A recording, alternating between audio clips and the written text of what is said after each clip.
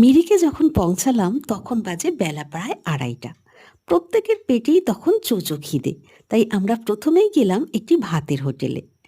ভাত, ডাল, আলু ভাজা, আলু পোস্ত, ফুলকপির তরকারি আর ডিমের কারি। অসাধারণ খেতে ছিল খাবারগুলো।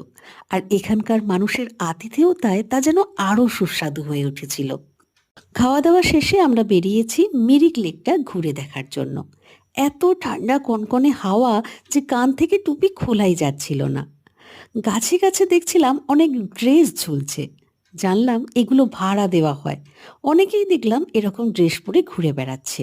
পাইন বনের ভিতর দিয়ে সরু আঁকাবাঁকা রাস্তা, একেবারে লম্বা লম্বা আকাশ ছোঁয়া পাইন গাছ, আর তার ভিতর দিয়ে রোদের ঝিকিমিকি খেলা। এর ভিতর দিয়ে হেঁটে চলেছি আমরা। একটি বিশাল লেকে দেখলাম অনেকেই ভেসে বেড়াচ্ছে, যেমন আমরা ভেসে বেড়াচ্ছিলাম আনন্দে।